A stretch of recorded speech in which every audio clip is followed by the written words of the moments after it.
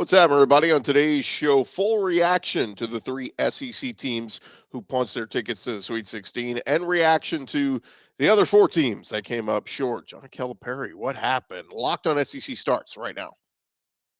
You are Locked On SEC, your daily podcast on the Southeastern Conference. Part of the Locked On Podcast Network, your team every day.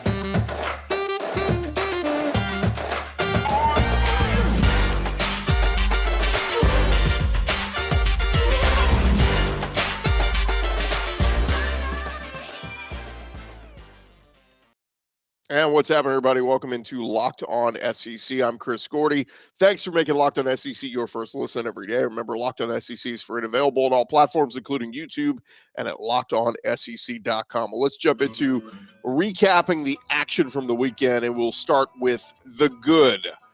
We start with Alabama. Top-seeded Bama kept it close with Maryland for a half before they absolutely pulled away in the second half, beating the Terrapins 73-51, and for the ninth time in program history, Alabama is going to the Sweet 16. They dominated that second half, 45-28. It was lopsided, like we said, that second half. Javon Quinterly, he was Alabama's high scorer with 22 points, 9 of 14 shooting from the floor. Brandon Miller, who went scoreless in limited playing time Thursday, had 19 points over 34 minutes in Saturday's win. Charles Bediako, he had 10 points and 10 rebounds, getting it done, doing the dirty work. After the game, Brandon Miller talked with reporters and said, I'm 100%. It just comes down to the preparation. I think it's the biggest thing was the preparation coming into this game. Brandon Miller, like we said, was limited in the first round game for Bama. How about our host, Luke Robinson, host of Locked On Bama? He caught up with our Isaac Shade after the game, talked about the win and Brandon Miller. You know, I thought he came out and not timid. I mean, because he's not a timid guy ever. But I think he just wasn't in a flow yet. I mean, he couldn't get in a flow game one. He had 0 points in 19 minutes, of course. But tonight he was trying to get into a flow a little bit early, and it felt like he was forcing a little bit. But then it all, started to fall for him a little bit. Look, the team did not shoot well from the three. Here's the real positive news, and I'm going to get back to your question. But Alabama played a B or B minus game and still beat Maryland by 22 points plus or minus. So that's very good news for Alabama fans. But Brandon Miller is just he's so good. And look, it coincides with the fact that there's some new revelations in the Brandon Miller saga that really should make some people eat some crow, quite frankly, who have really been on his case, literally and figuratively. And so I was excited for him to be able to have sort of a breakout game. He is dealing with this groin injury. Nate Oates said he was about 80%. I thought he looked about 80%. I mean, I think I would suspect we're going to see a lot better Brandon Miller and a lot better Alabama against San Diego State. They get up and down a little bit more than this Maryland team. Maryland, quite frankly, all due respect to the Terrapins, they came in with a game plan, but the game plan was, let's go make this as ugly and slow and plotting as humanly possible. And it worked for a little bit. The problem with that methodology is that if you ever get behind by, say, 8 to 10 points, you're in trouble because it's really hard to catch back up when your whole offense is, let's do a 3-man weave at the top of the key, and then with 9 seconds left in the shot clock, let's throw it in and see what happens.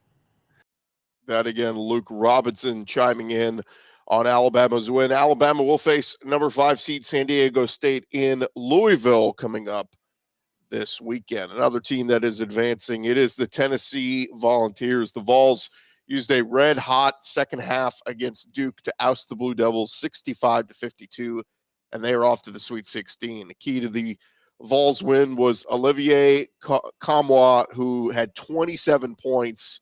The Finland native scored 13 straight points in the second half. He was sidelined last year, missing the NCAA tournament with a left ankle injury, but he looked really good in that win over Duke, and Duke just could not hang with him and Santiago Vescovi and all the different players that they had. Both those guys were hitting back-to-back three-pointers. That gave the Vols a 44-37 lead with less than 12 minutes to go. After the game, Charles Barkley on the CBS studio show said, Look, what Tennessee did to Duke was so impressive. They physically dominated on the defensive end, and Tennessee was awesome. Duke's Kyle Filipowski said after the game that the Vols were the most physical team they had faced all year. Tennessee held the Blue Devils to just 21 first-half points. That's the lowest point total in the NCAA tournament in Duke basketball history. Host of Locked On Vols, Eric Kane, talked with our Jordan Black after the game about this one. I mean, first and foremost, congratulations, Tennessee. I mean, that's awesome. Tournament basketball, it's whoever's hot on that day. Today it was Olivia Cumwa, who was super hot. It's about individual matchups, and I thought Tennessee matched up so well with Duke because they're very similar teams. Usually a Duke team is flashy on the offensive end, and that's not really this Duke team. It's built inside and out, and it's built on the defensive end. I thought Tennessee matched up so well there. But you guys have heard me say this plenty of times over this season, and all Tennessee fans would agree with me. Tennessee at its best can beat anybody in the country. And then sometimes Tennessee will play down to its level of competition. So I'm not surprised whatsoever Tennessee was able to come away with the win today over Duke. And we'll see what they do here in the Sweet 16 on Thursday. But an awesome win for Tennessee. They really, as you mentioned, it was a physical game, and I thought that bode well for Tennessee's older team, built of 22, 23-year-olds compared to Duke's younger team. And Tennessee was able to close it out there at the end. Now, the Vols will get the winner of Fairleigh Dickinson FAU. Full disclosure, as of this recording, that game's currently being played. FAU with a lead, so we'll see who. By the time you're listening to this, you know who the Vols will be facing. The other team that really impressed over the weekend, the Arkansas Razorbacks. They beat one-seeded Kansas, the reigning national champs, 72-71 in the second round to advance to the Sweet 16. Coach Eric Musselman just continues to impress when it comes to the postseason. Devo Davis, he had just 4 first-half points, but he exploded with 21 points in the final 20 minutes, and Arkansas took it to the reigning champs, earning their 3rd straight trip to the Sweet 16. And look, how they're playing, they look like they got another deep run in them. Eric Musselman ripped his shirt off after the game like he has come to do, and Davis, after the game, talking with CBS, said, look, this team has struggled. We figured it out. I'm glad we did at the right time. Arkansas, like we said, has now made it to the Sweet 16 3 straight seasons. That's a first for the program since the Nolan Richardson days. After the game, our John Neighbors, host of Locked On Razorbacks, caught up with Jordan Black to talk about this one. I mean, it's exactly like you would expect. Just absolute celebration like no other. I mean, this team has been through a lot of ups and downs this year. They've had a lot of bad losses. They've had a lot of bad plays. They've had injuries. They've been doubted. They finished 10th in the SEC. They were in seed in the SEC tournament. So they didn't have anything go according to plan. And for them to come out, and it's almost just like a relief and just saying, this is it. This is the time where you're supposed to be playing your best basketball. And they did. They absolutely came from behind. And for once, actually did blow a lead. This time they had somebody else blow the lead. So it's kind of just this huge breath of fresh air and just an excitement like I haven't seen in a Razorback locker room in a long time. So it was mainly Ricky Council, Devo Davis, of course, but then you had just great, again, by the defense of Jordan Walsh, you had Anthony Black, who did everything he was supposed to do as a point guard and being great defensively, and also Mekhi Mitchell. He's a dude that has just been so efficient this postseason that he stepped up into a role and continues to figure it out and continues to do it. So it was really that starting 5 that they had, or at least the 5 guys they had on the court for that 10-minute stretch in the second half. It seemed like it just made a difference. It seemed like they just figured it out. That again, John Neighbors on site following the Arkansas win. And with the win, the Razorbacks, they will now take on UConn in the Sweet 16 coming up later this week. And we'll see what the Hogs can do in that one. Thank you guys again for making Locked On SEC your first listen every day. Coming up next, we're going to talk about the teams that disappointed a little bit over the weekend. That's coming your way in just a second. But first, I want to remind you guys that the Built March Madness bracket is here from our friends over at Built Bar. We know you have a favorite bar or puff, and now is your time to make it count. Go to BuiltMarchMadness.com to vote for your favorites. We love the cookie dough, but whatever bar or puff you want to get into, go vote for them over there at BuiltMarchMadness.com. Support your team, support your favorite bar or puff. And when you vote, you'll be entered into a drawing. 50 lucky Locked On listeners are going to get a free box of Built. Not only that, but one Locked On fan will win a 12-month subscription to Built Bar to have Built's best bars or puffs delivered monthly straight to your door. You got to go try Built. They're the best protein bars ever. They're amazing. You won't even think that they're good for you. What makes them so good? For starters, they're all high in protein, low in sugar, and covered in 100% real chocolate. That's right, real chocolate. So run to builtmarchmadness.com right now. Vote for your favorite bar or puff and pick up a box while you're there. You can vote every day in March, so hop in and support your pick.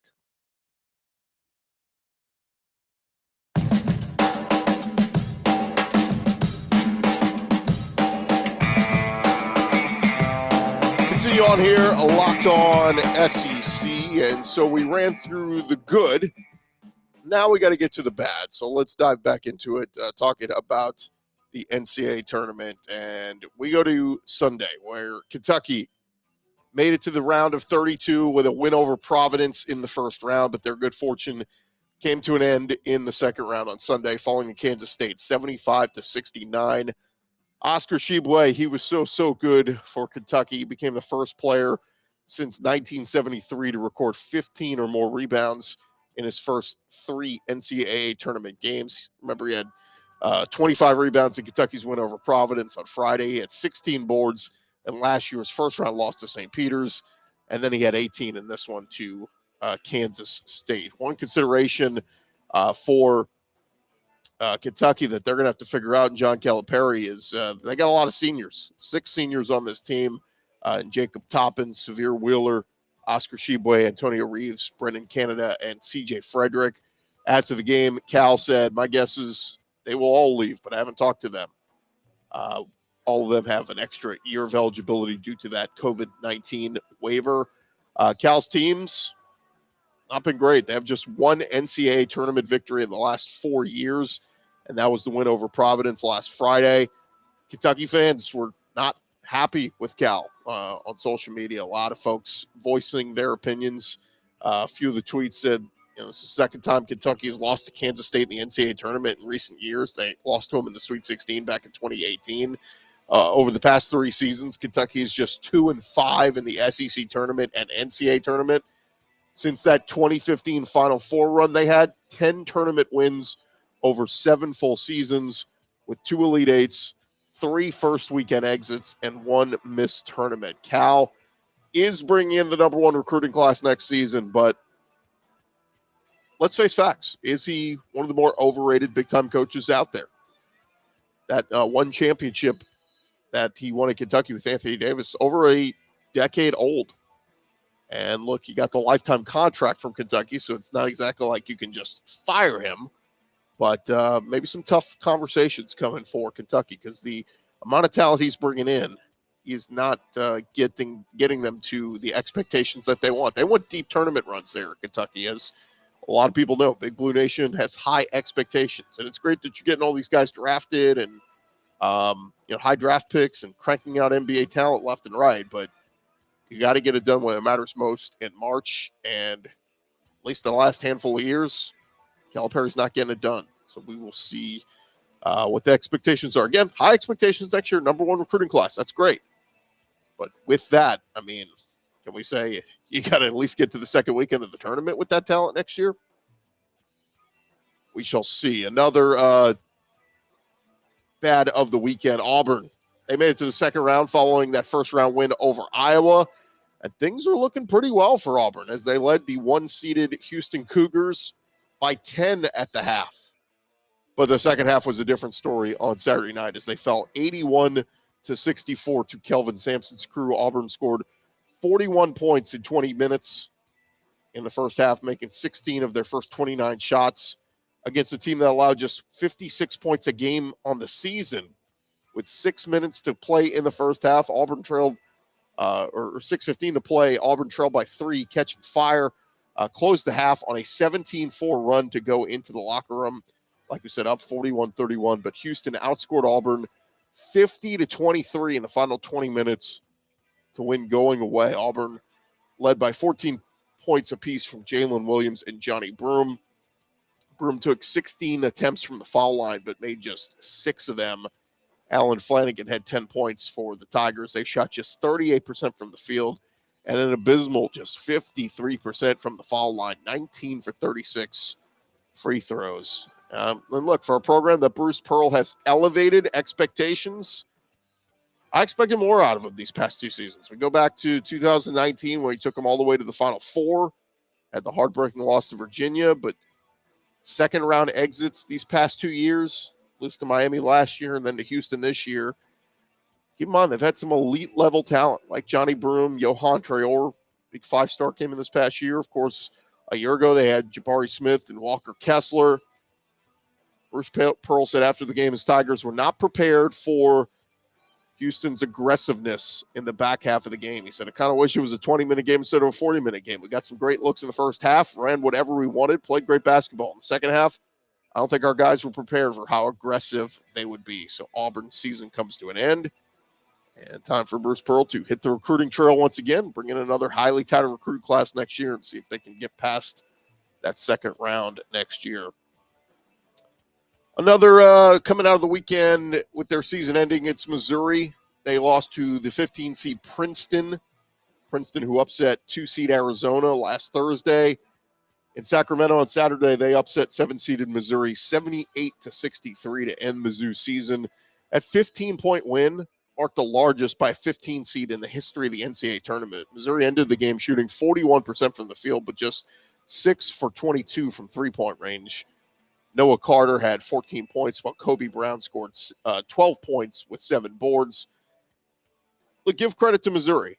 In the first round, they had the nice win over a feisty Utah State team, 76-65, but the loss to Princeton was just one that really got away from them. And again, kind of thought, all right, 15-seeded Princeton. It was a nice story in the first round, but Missouri's going to take care of business against them. But they did not, and thus they lose. A good year one start, though, for Coach Dennis Gates. You got to feel good about them moving forward, see what kind of transfers and recruits he can bring in there. But congrats to Missouri. Second round of the tournament, I think, was further than maybe some others had expectations for them this year. So, while it's disappointing they lose, it is, I think, a positive on the season. Texas A&M. We spent time last week talking about how the Aggies were underseeded as a 7 seed, but they got outclassed by Penn State in the first round of the tournament last Thursday, falling 76-59. Buzz Williams' group had a very quick first-round exit as they scored just 22 points in the first half, and Penn State shot 13 for 22 from 3 in the game. And the team that finished second in the SEC with a 15-3 conference record, well, their postseason was over just as quick as it started. And one quick note, in the NIT, number 3 seed Vanderbilt managed to pull off a huge upset over number 2 seeded Michigan on Saturday in the NIT. They went on a 9-0 run in less than a minute, and the Commodores sent the Wolverines packing, winning 66-65. Vandy will head to the next round to face their next opponent coming up on Wednesday in the NIT. Thank you guys again for making Locked On SEC your first listen every day. Coming up next, we are going to go around the conference with some football tidbits. Mizzou held their spring game, kind of. We'll hit on that in just a second. But first, this episode is presented to you by our friends over at FanDuel, and the tournament is heating up, and now is the perfect time to go download the FanDuel, America's #1 sportsbook app, because new customers get a no-sweat first bet up to $1,000. That's bonus bets back. If your first bet doesn't win, just download the FanDuel Sportsbook app. It's safe, secure, and super easy to use. Then you can bet on everything from the money line to point scores, three-pointers drained.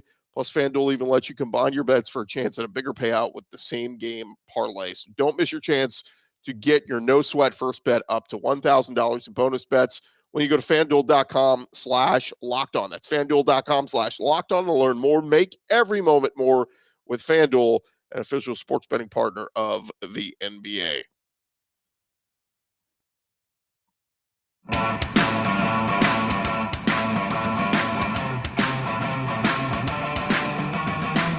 Continue on here, Locked On SEC, and we've talked a lot of basketball, obviously, with a lot of focus on the tournament. The SEC having a pretty good showing thus far, but we can't get out of here without some football nuggets. So let's do it. Let's jump into it. Let's go around the conference. Boots out to the right. Takes the handoff. What a catch! Around the conference. And we start over at Mizzou as early Sunday morning, Missouri linebacker Chad Bailey was arrested on suspicion of driving while intoxicated. He was a team captain, promptly suspended by Missouri later Sunday. He was reportedly pulled over for expired plates, a lane violation, later admitted that he was intoxicated and did not pass a field sobriety test. He was booked early Sunday, was released on a $500 bond. Head coach Eli Drinkwitz released a statement, said, "We are aware of the situation involving Chad Bailey. He's been suspended. According to our Department of Athletics policy, we have high expectations for all our student athletes on and off the field. So we will see what happens here with Chad Bailey." Total 57 tackles last year for Mizzou, had 2.5 sacks, 3 pass deflections. He's in his 4th year there in Como. Now, speaking of the Missouri Tigers, they took to their indoor field on Saturday. They had cold temperatures up there in Columbia, forcing the Tigers to bring their annual spring game inside, closed to the public. Only close family and friends and coaching staff allowed in. TV was not available, but we did read what some of the reporters who were there had to say about the game. And so the Missouri's defense under Blake Baker performed very well on Saturday. Lineman Darius Robinson said after the game, "We did good, but we think we can do better. We want to be the number 1 defense in the nation. We did some good things, but we can definitely continue to grow and build upon what we have been working on." So Missouri's defense, a highlight on Saturday. They had a pick 6 from JUCO transfer Tristan Newsom. As far as on the offensive side of the ball, transfer quarterback Dylan Label played well. He hit Jamarian Wayne for a touchdown in the spring game, but made some solid throws throughout, according to reports. Quarterback Sam Horn, he was kind of all over the place on Saturday. The second-year quarterback made some plays with his legs a couple times. He's not afraid to move in the pocket, scramble, but some of the throws were kind of all over the place. Running back Cody Schrader said he gets surprised by some of the moves that Sam Horn puts on tape and says he can help make the offense more versatile. So, again, Missouri kind of doing things differently, having their spring game so early, and then with them having to close it to the public and bring it indoors. Didn't really get a lot of huge takeaways from this one. So we'll see once they get into their fall ball and get into the summer months to see what this Mizzou team is going to look like. Keep in mind they've been without their starting quarterback, having offseason surgery, and Cook. So we will see what Missouri looks like when we get into fall ball practice. Another football nugget over at the University of Florida. They have extended defensive assistant Corey Raymond, according to On3 Sports. Billy Napier has said that Raymond is going to be heavily involved with the secondary moving forward. His title last year was cornerbacks coach. It has been reported that he will coach the entire secondary this coming year. Napier talked about bringing over Coach Armstrong and said he's still working with the safeties. I think we're sticking with kind of just our overall plan relative to improving the defense from an efficiency standpoint. That was what he said originally. Now, Corey Raymond, of course, came over to Florida after spending years at LSU, where he was heavily involved with 7 first-team All-Americans, 14 NFL draft picks. Came to Florida last season. Florida kind of struggled a little bit in the secondary department at times. So see if Corey Raymond can take that group to the next level with some more recruits and transfers and all that. And there you have it. That is the latest news going on around the conference. Thank you guys for making Locked On SEC your first listen every day. Now go make sure to go check out our or make your second listen. Check out our Locked On College Basketball podcast. They are breaking it all down, breaking down all the tournament action. You'll hear from Isaac Shade, Andy Patton, bringing you all the insight that you need throughout the basketball landscape. Locked On College Basketball, available on YouTube or wherever you get your podcasts. I'm Chris Gordy. This has been Locked On SEC. Talk to you guys tomorrow.